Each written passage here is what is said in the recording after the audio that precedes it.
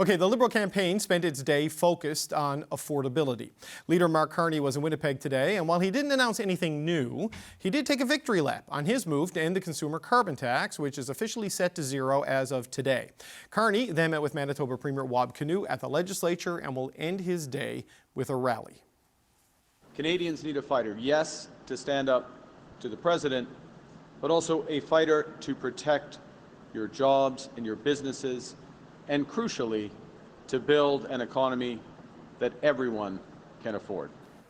Now, Carney also doubled down on his commitments to $10 a day childcare and the National Dental Care Program. The CBC's Olivia Stefanovich is traveling with the Liberals. Olivia. David, Liberal leader Mark Carney is the furthest west he's been since he started this campaign. He spent the day in Winnipeg, where he promoted the official end of the consumer carbon tax, a signature piece of the Liberals' environmental policy that Carney says has become just too divisive to keep. The policy is extremely unpopular here in the prairies and opposed by Manitoba Premier Wab Kinew, who Carney met with today. And in his first act as Prime Minister, Carney signed a directive to kill the tax. Now that it's taken effect, gas prices are dropping across the country, everywhere except those places that don't have the federal system, including the Northwest Territories and Quebec. The move gives Carney an affordability record to run on and creates much-needed distance between him and the legacy of former Prime Minister Justin Trudeau. David? Thank you, Olivia. This is CBC's Olivia Stefanovich in Winnipeg. Well, not surprisingly, Conservative leader Poilievre is not buying the Liberals' new position on the consumer carbon tax.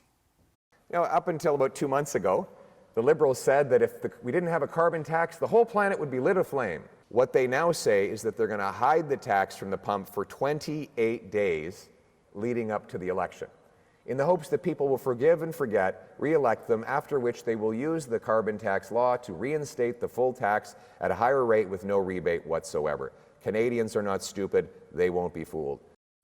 Okay, let's bring the power panel back on this. Françoise, I'd like to start with you. There is no evidence to suggest that they are going to bring back the consumer carbon tax. I know the legislative framework still exists and it can be done through regulation the same way it was set to zero. But when Pierre Poilievre says Mark Carney is lying to you and he's just going to bring it back after the election, do you think Canadians believe that?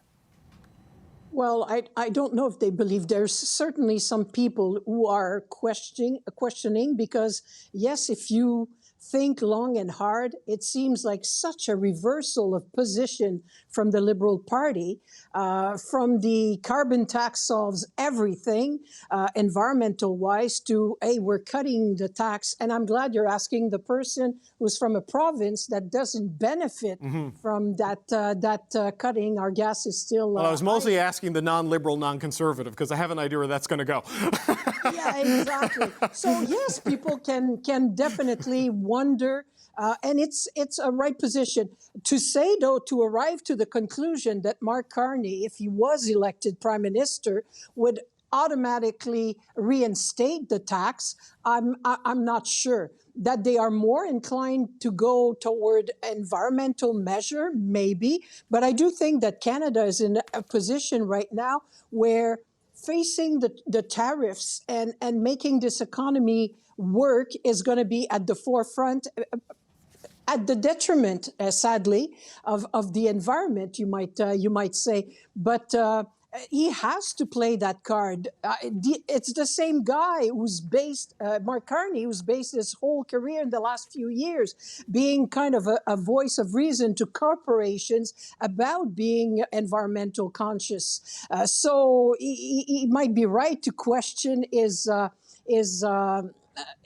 he truly saying what is going to happen, or is it just a suspension in time? But Mark Carney also said that he would go to a carbon tax, but more for corporations, not so much on consumers. We'll see how. I'm looking forward to see. Do you know if they're going to file some type of economical plan on each party, just so we can analyze what they're offering people? Because right now it's a bunch of phrases just going left, right, and center. Yeah, I mean, we'll see where it all goes, but I mean, carbon pricing has not gone gone. It's just consumer carbon pricing is gone, right? At least that is what the Liberals are saying. They plan to still use it on other facets of the economy. Right. So on this, Emily, the price at the pump in my neighborhood was down 20 cents today from yesterday, which feels like a good day if you're the Liberals. But the rebate is going to go soon, and if you buy their old arguments, their new argument is that you're worse off. But this allegation, though, that this is a lie and a hidden agenda, do you think it plays? I think there's a lot of echo chambers in this country. And so it's a question not about the carbon tax, it's about Pierre Poilievre's credibility into which Canadians, like who actually believes him and who actually also, same test of credibility, who actually believes Mark Carney when he speaks is what we're going to find out. But in terms of what's going to happen next, not that people are necessarily lying, but in terms of what's going to happen next, as you said, people are first going to notice price at the pump. And then the second thing that people are going to notice is the money that used to be coming back to their bank account that's going to be disappearing. Right. And so we'll see symbolically if people notice more the price at the pump or if they actually do the math. Because people have been screaming at the top of their lungs that most people actually stand to gain, especially the families who are struggling the most, who tend to pollute less. And so we'll see if there's a change in the Canadian mood now that the tax is gone, and that some people who were angry with it will be, actually the math was mathing, and we needed to actually see the consequences of that for people to rethink the whole thing, which goes to, once again, Pierre Poilievre's credibility and Mark Carney's credibility. But that's a long story. It's not something that's going to play necessarily before the end of this election at all. And so we'll see as people take the roads for their vacations, whether or not they think they're actually better off with this different system. Right. And then we'll see, because if saying that the tax will never be brought back again because Mark Carney is lying to you is one thing. Saying that the tax might be brought up again because people who demanded it to be down actually change their minds because they see the difference in their bank account and they see that the scientists were actually up to something. Right. That's a different story, and we'll see if that happens. So Kate, I get the argument, because Mark Carney has been a proponent of carbon pricing. He's still a proponent of carbon pricing. He just believes, to take him at his word, the consumer carbon tax, it's too divisive. It's lost public support. So you got to move on and deal with it in other ways. Why isn't that a believable explanation for the policy shift? Because the Conservatives have run on carbon pricing in past elections. They're just not doing it now. Why isn't it believable that a new leader means a new direction for the Liberals? There's a few reasons. The first one, to your point, David, is Mark Carney's personal history of advocating for a consumer price on carbon.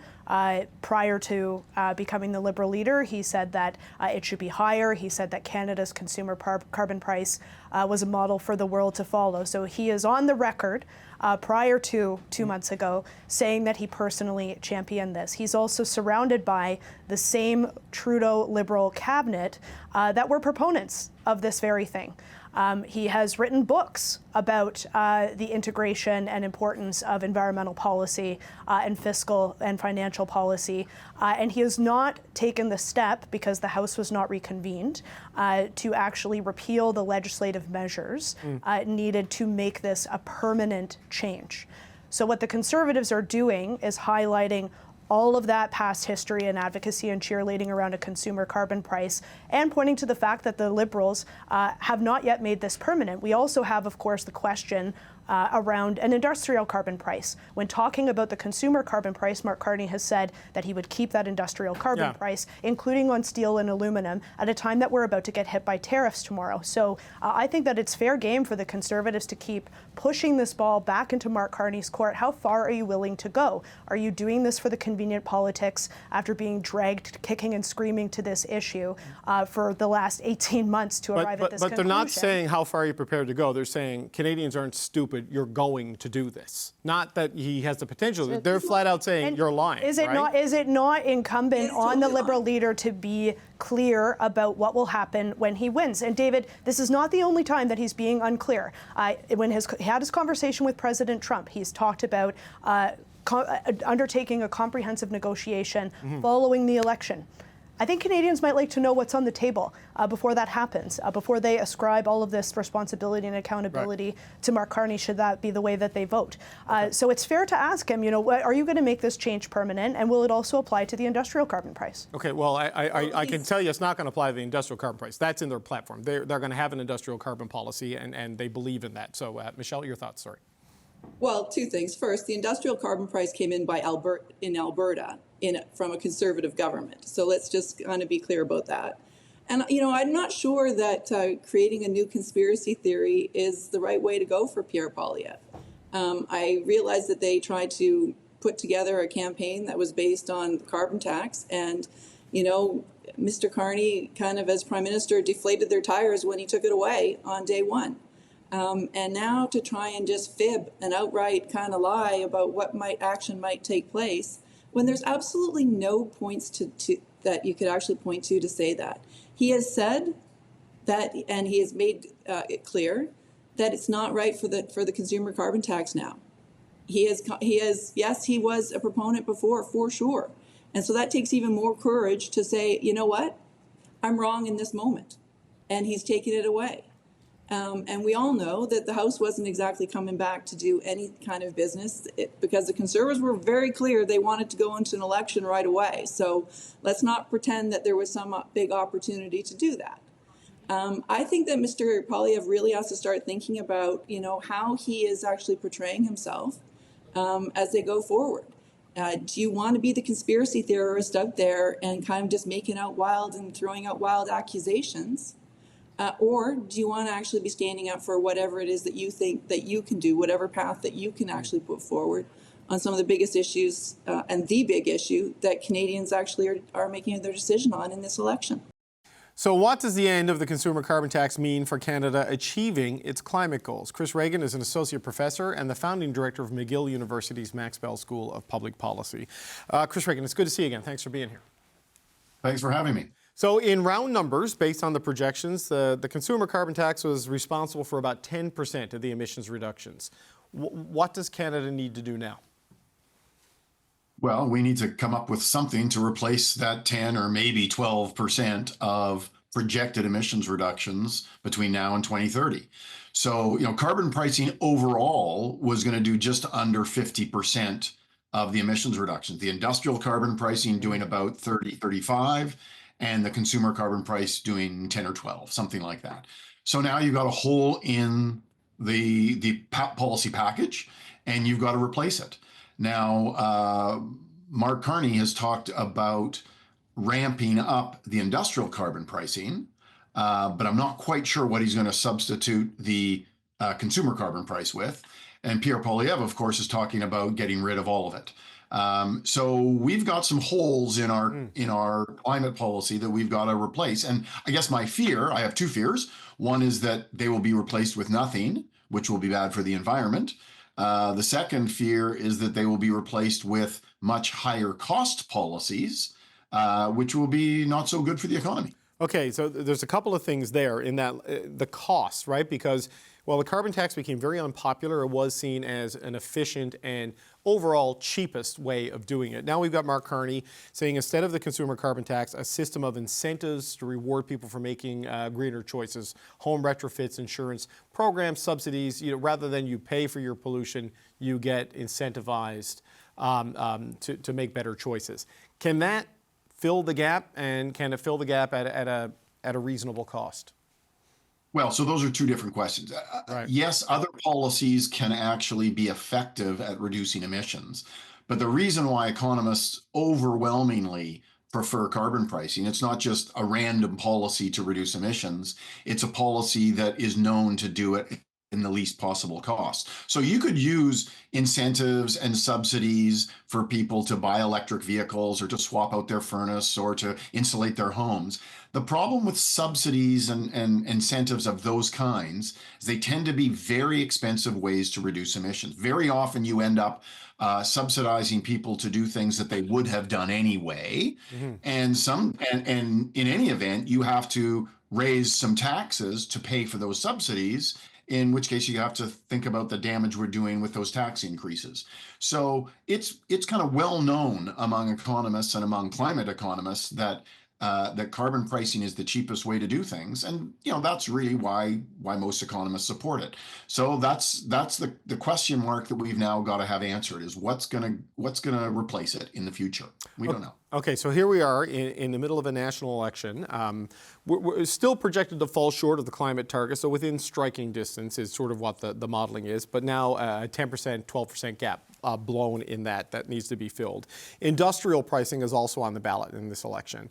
Now, Mark Carney and the Liberals, they say they're going to keep it. They're going to try to strengthen it to maybe squeeze even more emissions out of it, with some other expansion of a credit trading system to create more of a national market on it. Pierre Poilievre says he wants to get rid of it and replace it with extra incentives and expanded eligibility for federal tax credits. How do you view that in terms of the ability of the country to meet its climate goals, focusing on tax incentives rather than industrial pricing? Right, and I'd like to also mention the emissions cap, which you didn't mention, but they both talk about. So. Right. Okay, so let me start with Pierre Poilievre's discussion about technology and scaling up the investment tax credits. These are currently scheduled to account for 2 or 3% of emissions reductions over the next several years. So this is, you would really have to ramp up these investment tax credits in a huge way to get any serious action out of them. My sense is that this is just too small a tail to wag too big a dog. So you can do more there, but I think you can't just rely on that. Mark Carney has talked about ramping up industrial carbon pricing, making it actually stronger, a higher price. So I actually think that's probably a pretty good idea. Carbon pricing, industrial or retail, I think is a good way to go. But the Liberals have also talked about retaining their emissions cap for the oil and gas sector. And at the risk of sounding like a political flake here, I would actually say that Mark Carney is right on the industrial carbon price and the idea of relying on that more. But I think Pierre Poilievre is right in terms of advocating the elimination of the emissions cap. The emissions cap is an incredibly expensive way to reduce emissions, far more than carbon pricing. And it's got the added disadvantage of being incredibly politically divisive, which we are already seeing today. So I'm actually surprised that Mark Carney and the Liberals, especially in the new world of a Mark Carney-led Liberal Party, I'm surprised that he hasn't decided to get rid of the emissions cap, especially since he's talking about building, more, expanding our natural resource production and possibly building new pipelines. I'm not sure those two things go together very well. Yeah, there is something happening with their emissions cap policy that I've been trying to get to the bottom of, and it seems like there's a willingness to be more flexible than what the Trudeau government maybe would have been going in, but the final landing point of that is not clear to me. And this has been one of the criticisms of the regime, that it's a mix of regulations and pricing rather than pure pricing, which is sort of a cleaner, easier way to drive it down. But, whether it's this mix or the elimination, I just wonder where this leaves us, because if consumers don't pay for their pollution, and if industry ends up not paying for its pollution, it feels like taxpayers end up paying for everybody's pollution, and it puts it all on the government in some form rather than a user pay model. Well, and government is us, right? Yeah. So government's not going to end up paying for things. We will all pay for things, and the question is whether we will pay for it a lot or a little, or whether we will, and whether we'll pay for it visibly or invisibly. One other thing about the industrial carbon price is that it does currently apply to the oil and gas sector. Right. So the logic of having an emissions cap layered on top of carbon pricing for the oil and gas sector, I think strikes most economists as a bit crazy. Just use the pricing. Again, just use the pricing, divisive. essentially. Right. So, look, given where this is going, right, like the consensus that existed around a need to have a bold, ambitious national climate plan that relied heavily on carbon pricing, even the Conservatives ran on a form of this in 2021. It's starting to disintegrate. So just as a final point, Chris Ragan, looking at the trajectory of this, Canada's ability to hit its emission targets, to hit its climate goals, to avoid being hit by carbon border taxes in places like Europe, where are we on that trajectory at this point? Well, I guess two comments. Number one, we can achieve those targets if we want to, and we can choose to put all kinds of non-pricing policies in place if we want to. we could achieve those targets, but at what cost? And the final report that we wrote in the Eco-Fiscal Commission in 2019 showed that you can use incentives, you can use regulations of various kinds, subsidies, but it's just much more costly than a carbon price. The second point I would make is about our political will. We live in a different world today than we did 5 years ago. There are other priorities that we are thinking about. Some of them from the United States, some of them about Europe. And so I wonder whether Canadians still feel as strongly, I guess, about achieving those targets for the next 5 years as they did 5 years ago. And I think that's still an open question.